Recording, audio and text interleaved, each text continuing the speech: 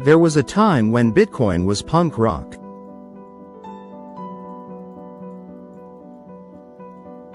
A code-born rebellion forged in the ashes of the 2008 financial crisis. No banks, no middlemen, no Fed. Just math, trustless consensus, and the promise of freedom. But now, in 2025, it wears a suit. It files with the SEC. It lives in ETFs. It's stored in vaults under Wall Street. And if you look closely, behind the glowing tickers and CNBC soundbites, you'll notice something even stranger. Bitcoin isn't crashing the system. It's becoming the system. Welcome to FluxFolio Finance, where the future of money meets the edge of power. Let's trace the path. In January 2024, the U.S. Securities and Exchange Commission approved a wave of spot Bitcoin ETFs. The biggest player? BlackRock. By mid-2025, their iShares Bitcoin Trust, ticker IBIT, holds over 353,000 BTC, worth approximately $36 billion. Only Grayscale holds more. Institutional inflows have surged. BlackRock alone attracted $15.2 billion since launch. And when President Trump signed the Strategic Bitcoin Reserve Act in March 2025, allowing BTC to be held in U.S. strategic reserves, the floodgates opened. Pension funds, IRAs, 401ks. All passively allocating. All following models that whisper 3% in digital assets. But here's the twist. This isn't Bitcoin on a USB drive.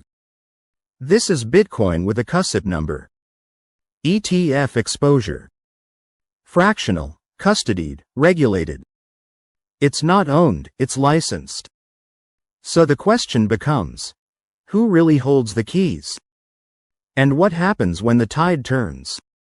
Let's do the math. Analysts estimate that if just 1% of U.S. pension assets flowed into Bitcoin via ETFs, it would generate $400 to $500 billion in new demand. That's more than all institutional BTC holdings today. But those allocations aren't based on belief. They're based on algorithms. Portfolio rules. Risk parity. Which means, if volatility spikes, if spreads widen, if bonds become attractive again, that same $500 billion could unwind in days. We've seen it before. Mortgage-backed securities. Tech ETFs. Gold funds in 2013. Passive money flows both ways. And that's where the danger lies. Now, layer in leverage. As of May 2025, there are over $1.1 trillion in basis trades across crypto markets. These trades pair long spot BTC holdings, often through ETFs, with short futures or perpetual contracts. It's a classic arbitrage. Pocket the spread, rinse and repeat. But if that spread collapses? If ETF demand stalls? If futures diverge? Margin calls. Liquidations. Feedback loops. It's the 2008 housing playbook, but with digital gold. Now let's go darker. The U.S. Treasury now holds between 25,000 and 40,000 BTC in cold storage, managed through consortia like Fidelity and Anchorage Digital. It's part of the Strategic Reserve Act. The goal?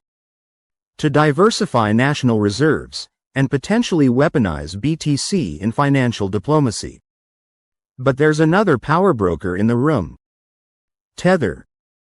The world's largest stablecoin issuer now holds over $150 billion in U.S. treasuries, more than most countries. Circle, issuer of USDC, holds another $60 billion. Together, these crypto-native firms are quietly underwriting the American debt machine. They are the new bond buyers. The new liquidity bridges. And the irony? Bitcoin, born to escape fiat, now props it up. So where does this leave us? We're watching two systems converge. Bitcoin is network, uncensorable, sovereign, borderless. Bitcoin is asset, securitized, surveilled, collateralized on one side. El Salvador, Nigeria, Paraguay. On the other, BlackRock, Fidelity, Tether. This is the real fork. Not BTC versus BCH. It's Bitcoin Underground versus Bitcoin Wall Street. And the risk isn't just price volatility. It's narrative capture. When ETFs dominate flows, when reserves are tokenized, when stablecoins buy treasuries, Bitcoin becomes the new Bretton Woods. A collateral layer for fiat finance. A pawn in geopolitical chess. Will it hit $1 million? It could. But whose million will it be? Will it be your Bitcoin, or theirs? So here's your FluxFolio playbook. Checkmark hold your own keys. Custody matters. Checkmark track ETF inflows and outflows weekly.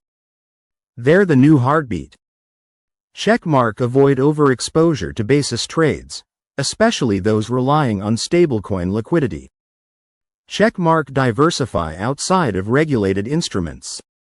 The underground still breathes. Checkmark stay alert to narrative shifts. When Bitcoin becomes policy, the rules can change overnight.